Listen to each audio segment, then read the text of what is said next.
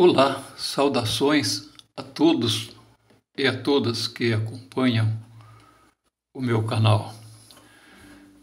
Falaremos mais um pouco hoje sobre resistência capacitiva, conforme a frequência utilizada no capacitor.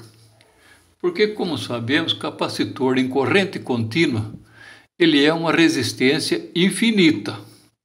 Porém, quando o aplicamos em corrente alternada, a resistência dele varia de acordo com a frequência. E para nós calcularmos essa resistência de acordo com a frequência, nós temos a fórmula aí abaixo. A resistência capacitiva aqui, ela é igual a 1 dividido por 6,28, que é igual a 2π, multiplicado pela frequência, multiplicado pela capacitância. Lembrando sempre que a frequência é em Hertz e a capacitância é em Farad. Temos que fazer, a manobra aí para achar, a capacitância em Farad. Então, como nós vamos calcular essa resistência? Vamos supor aqui, eu tenho aqui um capacitor de 10N, não dá para ver muito bem aqui, mas ele está informando lá 10N, tudo bem. 10N quer dizer 10NF. E digamos que nós vamos trabalhar com esse capacitor em um aparelho de som aí, que a frequência média dele é de 1 kHz, não é? Um aparelho de som. Então vamos ver aí quanto que mede de resistência esse capacitor em uma frequência de 1000 Hz, que é 1 kHz, né? Que é o que, como eu citei, é o que os amplificadores utilizam, né? Utilizam de 50 Hz até 15 kHz, mas uma média é 1 kHz. Então, digamos que nós aplicamos esse capacitor de 10 NF em um amplificador, né? Vamos ver como é que fica isso. Para transformar a capacitância em Farad, a frequência Hertz, como eu falei, é 1000 Hz, que é igual a 1 kHz, né? E a capacitância em Farad é a seguinte: nós temos que transformar os 10 NF em Farad. E como que nós vamos calcular? Bem, o Farad é o seguinte: colocamos 0, deixa eu colocar a maquininha mais para cima aqui. Aí, 0, colocamos 3 0, é milifarad. Colocamos mais 3 0, é microfarad. Como é 10 N farad, então colocamos mais um 0 e em seguida colocamos o número 1. Então dá um total de, se formos contar aqui, né? Total de 0, 3, 6, 7, são 8 casas, acompanhando os 10 N aqui, ou 10 ou 1 é a mesma coisa. Então, veja bem que nós transformamos os 10 NF em Farad aqui. Agora, usando isso aí, vamos multiplicar por 1000, que é 1 kHz, né? Multiplicado por 1000 Hz, multiplicado por 6,28. Né? É o que é a fórmula aqui embaixo. Nós damos um igual, dá aquele número ali, colocamos esse número na memória mais, apagamos, pegamos o número 1 aqui, 1 dividido pela memória mais,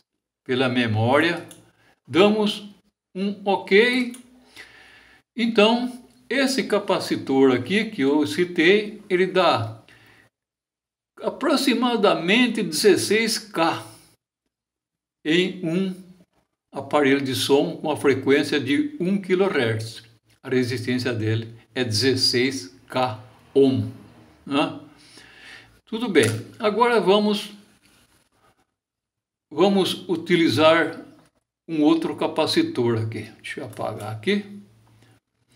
E esse capacitor aqui é de 470 NF.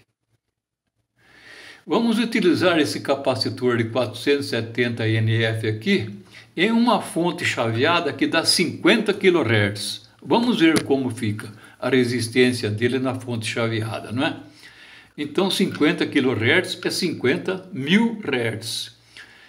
Transformando aqui em farad, aquele capacitor aqui, nós vamos transformar em farad. Bom, como que faz para transformar em farad? Como eu já expliquei, né? Colocamos o 0,000 milifarads, né? Mais 1, 2, 3 microfarad. Como é 470 N, então o próximo número é 47 ou 470, que é a mesma coisa, não muda nada. Então, esse aqui é 0,0000470 farad. Foi transformado. Agora nós pegamos esse aí, multiplicamos por 50 kHz, que eu falei, né? 50.000 Hz. 50 mil Hz. Multiplicamos novamente por 6,28. Colocamos na memória mais. Damos um OK primeiro aqui. Colocamos na memória mais. Apagamos. Recorremos ao número 1, dividido pela memória mais, vai me dar a resistência desse capacitor para uma frequência de 50 kHz, 6,77 ohms.